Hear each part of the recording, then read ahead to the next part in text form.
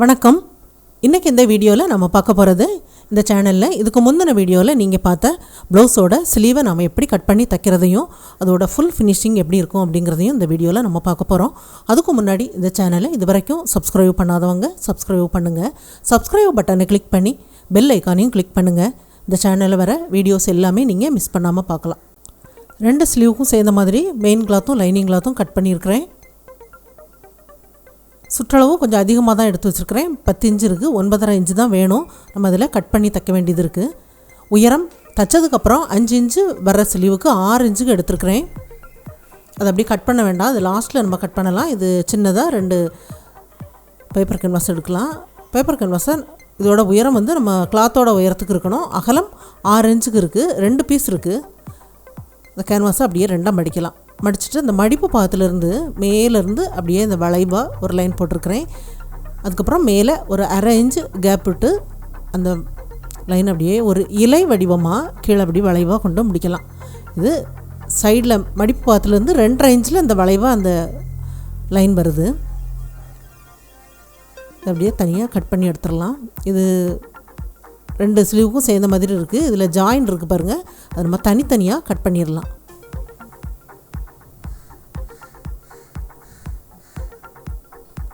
ரெண்டு ஸ்லீவுக்கும் தனித்தனியாக கட் பண்ணியாச்சு. இது சாரீ கலர் பாலி காட்டன் கிளாத்தில் வச்சு அயன் பண்ணலாம்.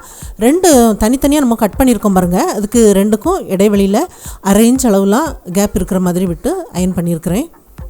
தனித்தனி பீஸாக அந்த மாதிரி கட் பண்ணி எடுத்தாச்சு. இப்போ கேன்வாஸோட எட்ஜில் வெளிப்பக்கம் அப்படியே ஜாயிண்ட் ஆக்கி விட்டுறலாம்.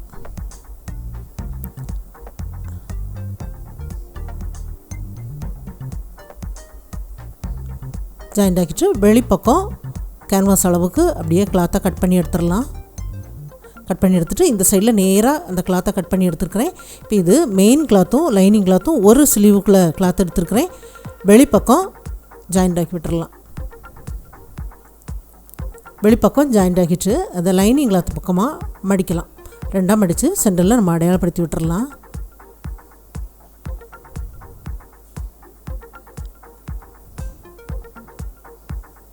இப்போ இந்த பீஸை கரெக்டாக நம்ம அடையாளப்படுத்தியிருக்கிற பகுதியில் வச்சுட்டு நேராக ஒரு தையல் தைச்சி விட்டுறலாம். நேராக தைச்சதுக்கப்புறம் கேன்வாஸ் பகுதியில் கேன்வாஸுக்குள்ளே தையல் படாமல் கேன்வாஸுக்கு வெளிப்பக்கமாக அந்த வளைவுக்கு ஏற்ற மாதிரி அப்படியே தைச்சி விடலாம். 2 பக்கமும் அதே மாதிரி தைச்சி விட்டுறலாம். தைச்சதுக்கப்புறம் 4 இன்ச்சு கிளாத்தை விட்டு கட் பண்ணி எடுத்துடலாம். இந்த மாதிரி கட் பண்ணி எடுக்கும்போது அது தனித்தனி பீஸாக வருது. லைட்டாக கிராஸில் கட் பண்ணி விட்டுட்டு இப்போ அந்த கேன்வாஸ் பீஸை வெளிப்பக்கமாக நம்ம திருப்பி எடுத்துடலாம். அது ஒரே பீஸாக வச்சு நம்ம இதில் ஜாயிண்ட் ஆக்கிட்டு அப்புறம் தனித்தனியாக கட் பண்ணும்போது அந்த ஸ்லீவுக்குள்ள பீஸ் வந்து நமக்கு மாறாமல் 2ம் ஒரே இடத்துல நமக்கு ஜாயிண்ட் வரும். இப்போ இதோட எட்ஜில் ஒரு தையல் தைச்சதுக்கப்புறம் வெளிப்பக்கம் இதை அப்படியே ஜாயிண்ட் ஆக்கி விட்டுறலாம். 2 பீஸுமே ஜாயிண்ட் ஆக்கி முடிச்சாச்சு. இது கிராஸ் பீஸ் 2ஆக மடித்து 1 ஃபுட் அளவுக்கு தையல் விழுற மாதிரி தைச்சி விட்டுறலாம். தைச்சதுக்கப்புறம் தையலுக்கு வெளிப்பக்கம் கொஞ்சமாக தான் கிளாத் இருக்கணும். அளவுகள் 1 போல் கட் பண்ணி எடுத்துடலாம். கட் பண்ணி எடுத்தாச்சு. அந்த நூல் இலைகள் வெளிப்பக்கம் தெரிகிற மாதிரி அதுக்கு மேலே வைக்கிறேன். மேலே வச்சுட்டு அதில் அப்படியே தைச்சி விட்டுறலாம். கீழே அந்த ப்ளூ கலர் பீஸில் உள்ள நூல் இலையும் இதுவும் ஒரே இடத்துல வர்ற மாதிரி வச்சுட்டு அப்படியே ஜாயிண்ட் ஆக்குங்க. அப்போ தான் நம்ம திருப்பி தைக்கும்போது அதை மறைக்கிற மாதிரி வரும். தைச்சதுக்கப்புறம் இதை அப்படியே திருப்பி அதுக்கு மேலே வச்சு அப்படியே தைக்கும்போது அந்த தைச்சி விட்டுருக்குற அந்த நூல் இலைகள்லாம் உள்பக்கமாக போயிடும். இது சின்ன சைஸாக நமக்கு வருது பாருங்கள். இந்த பைப்பிங் வந்து சின்னதாக இருக்கும். அதுக்கு மேலே அப்படியே தைச்சி விட்டுறலாம். தைச்சி முடித்தாச்சு. இதே மாதிரி 2 பீஸுமே நான் தைச்சி முடித்தாச்சு.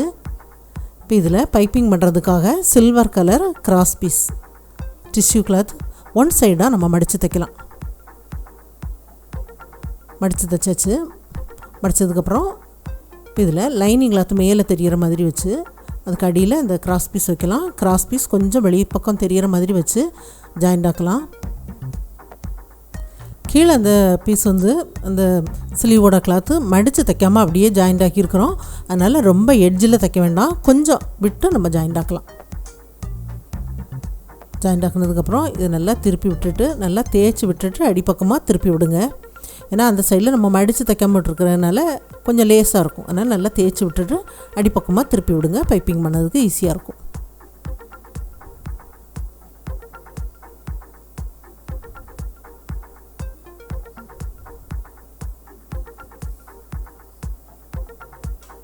இப்போ இதில் பைப்பிங் பண்ணும்போது இதில் தைக்கிற த்ரெட்டு வந்து நம்ம சில்வர் கலரில் இருக்கணும். அப்போ தான் மேலே வந்து ப்ளூ கலரில் அந்த பீஸ் வருது, சைடில் பிங்க் கலரில் இருக்குது.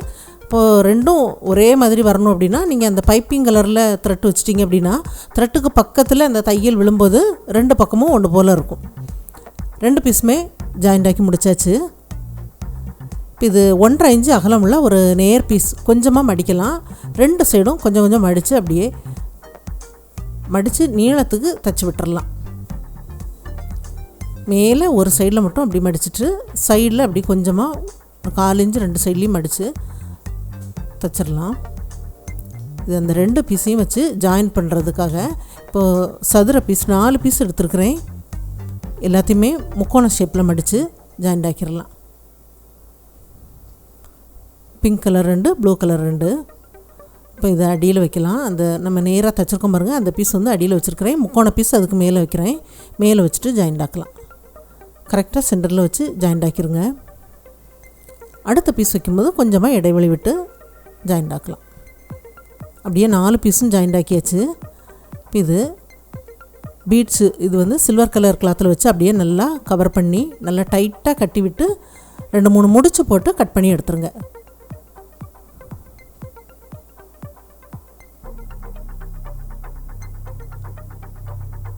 கட் பண்ணி எடுக்கும்போது அந்த கிளாத்து 1/2 இன்ச்சுக்கும் குறையாமல் அப்படி கட் பண்ணி எடுங்க.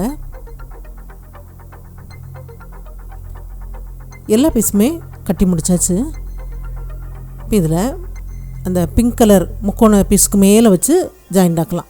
கரெக்டாக சென்டரில் வர்ற மாதிரி இருக்கணும். ஒரு 2 பீஸ் அந்த முக்கோண பீஸுக்கெலாம் மேலே வர மாதிரி இருக்கணும். நல்லா ஒரு கை வச்சு இந்த சைடில் அந்த பீட்ஸை நல்லா அழுத்தி பிடிச்சிட்டு இன்னொரு கை வச்சு இந்த பீட்ஸை பிடிச்சிக்கோங்க. இதில் நம்ம சிங்கிள் ஃபுட்டில் நான் ஃபிட் பண்ணிகிட்ருக்கிறேன். இப்போ இதோட நீளம் பார்த்திங்கன்னா நமக்கு ஸ்லீவ் வந்து தைச்சதுக்கப்புறம் 5 இன்ச்சு வேணும். அதை விடவும் கம்மியான அளவில் நம்ம இதை தைச்சி முடிக்கணும் பீட்ஸ். அப்போ தான் நமக்கு அந்த ஸ்லீவ் ஜாயிண்ட் ஆக்கும்போது சரியாக வரும்.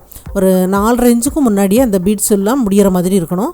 அந்த முக்கோண பீஸ் ஆரம்பிச்சிருக்கிற பகுதியிலிருந்து ஒரு 4.5 இன்ச்சு நீளத்துக்கு அந்த பீட்ஸை வச்சு முடிக்கலாம்.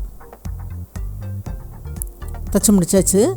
மேலே ஒரு 3/4 இன்ச் அளவுலாம் சைடில் உள்ள பீஸ் வந்து சும்மா இருக்கிற மாதிரி வச்சுட்டு அந்த பீட்ஸு பக்கத்தில் ஃபஸ்ட்டில் நம்ம ஜாயிண்ட் ஆக்கலாம். அதுக்கப்புறம் அந்த சைடில் நம்ம ஜாயிண்ட் ஆக்கி விடலாம். இதில் ஜாயிண்ட் ஆக்கும்போது அந்த பீட்ஸை நல்லா தூக்கிட்டு உள்பக்கமாக விட்டுருங்க. உள்பக்கமாக விட்டுட்டு ஜாயிண்ட் ஆக்கலாம். அந்த பீட்ஸ் பக்கத்தில் ஃபஸ்ட்டில் நம்ம ஜாயிண்ட் ஆக்கிட்டு அப்புறம் சைடில் அந்த முக்கோண பீஸுக்கு மேலே ஜாயிண்ட் ஆக்குற மாதிரி ஜாயிண்ட் ஆக்கலாம். ஃபஸ்ட்லேயே நம்ம முக்கோண பீஸுக்கு மேலே அப்படி ஜாயிண்ட் ஆக்கிட்டு வந்தோன்னா அந்த பீட்ஸுக்கு பக்கத்தில் வரும்போது அது சரியாக ஆங்கிளில் வரணும். சமயத்தில் கொஞ்சம் கோணலாக வந்துடும். அதனால் ஃபஸ்ட்டில் நீங்கள் பீட்ஸ் பக்கத்தில் ஜாயிண்ட் ஆக்கிட்டு அப்புறமா இந்த சைடில் ஜாயிண்ட் ஆக்கி விடுங்க. தைச்சி முடித்தாச்சு. தைச்சதுக்கப்புறம் இப்போ நமக்கு ஸ்லீவோட உயரம் எவ்வளோ வேணுமோ அதுக்கு தகுந்த மாதிரி நம்ம அளந்து நம்ம கட் பண்ணி எடுக்கலாம். ஸ்லீவோட உயரம் 5 இன்ச் அளவு தைச்சதுக்கப்புறம் வேணும். அப்புறம் மேலே வந்து தையலுக்காக நம்ம ஒரு 1/4 இன்ச் அளவு அதிகமாக விடுவோம். அந்த அளவுக்கு விட்டுட்டு அடையாளப்படுத்துகிறேன். அந்த அளவை இந்த சைட்லேயும் கொஞ்சம் அடையாளப்படுத்தி விட்டுறலாம் கீழையும். அதுக்கப்புறம் நம்ம ஸ்லீவுக்காக எப்படி நம்ம வளைவாக கட் பண்ணுவோமோ அதே மாதிரி இதில் நான் 3.5 இன்ச்சுக்கு வளைவாக கட் பண்ணுறதுக்காக அடையாளப்படுத்துகிறேன். 2 ஸ்லீவும் அதே மாதிரி கட் பண்ணி நம்ம தைக்கும்போது ஃப்ரண்ட்டில் குழிவாக கட் பண்ணிவிட்டு ஜாயிண்ட் ஆக்கலாம். இப்போ இந்த 2 ஸ்லீவுமே நான் தைச்சி முடித்தாச்சு. இப்போ இதை அந்த ப்ளவுஸோடு வச்சு ஜாயிண்ட் ஆக்கிட்டு ஃபினிஷிங் எப்படி இருக்குது அப்படிங்கிறத பார்ப்போம். ரொம்ப நல்லாயிருக்கு பாருங்கள். இது பேக் சைடு மாடலுக்கு பொருந்துகிற மாதிரி இந்த ஸ்லீவ் டிசைன் பண்ணியிருக்கிறேன். ரொம்ப நல்லாயிருக்கு. இப்போ இதில் அந்த முக்கோண பீஸில் எல்லாமே சும்மா கைனால் தான் அதில் தைச்சிருக்கிறேன். ஏன்னா அதில் மேலே நம்ம அந்த பீட்ஸில் எல்லாமே கவர் பண்ணி இந்த கிளாத்தில் தைச்சிருக்கிறதுனால சும்மா தைச்சா போதும்னு பண்ணியிருக்கிறேன். உங்களுக்கு பீட்ஸ் வச்சு தைக்கணும் அப்படின்னா கூட நீங்கள் தைக்கலாம். ஏன்னா இது பேக் சைட்லேயும் நான் அதில் பீட்ஸ் வச்சு தைக்கலை. அதனால் ஸ்லீவுக்கும் தைக்க வேண்டாம் அப்படிங்கிற மாதிரி அப்படியே விட்டுருக்குறேன். இது ஃபினிஷ் பண்ணியாச்சு. அந்த பீட்ஸ் எல்லாம் நேராக அந்த ஷோல்டர் ஜாயிண்ட் பக்கத்தில் கரெக்டாக வரணும். அந்த ஸ்லீவ் ஜாயிண்ட் எல்லாமே இந்த தையல் லைன் வந்து ஒன்று போல் வரணும். அதுதான் நமக்கு அந்த ப்ளவுஸோட ஃபினிஷிங் வந்து ரொம்ப நல்லாயிருக்கும். போடும்போதும் அமைப்பு வந்து ரொம்ப நல்லா வரும் பாருங்க. இது நேர் கட்டிங் ப்ளவுஸ் தான். 4 டாட் வர்ற மாதிரி உள்ள ப்ளவுஸ்.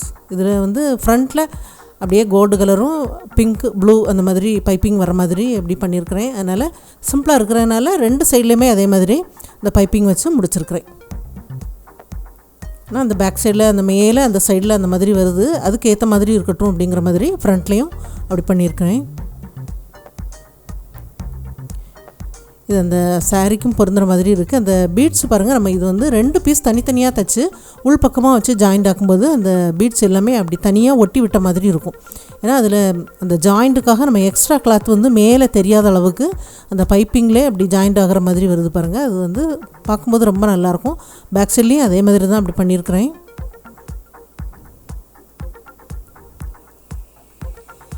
இது எல்லாருக்கும் பிடிக்கும்னு நினைக்கிறேன். ட்ரை பண்ணி பாருங்கள். இந்த வீடியோ பார்த்ததுக்கு நன்றி. மேலும் வீடியோஸ் பார்க்க இந்த சேனலை மறக்காமல் சப்ஸ்கிரைப் பண்ணுங்கள்.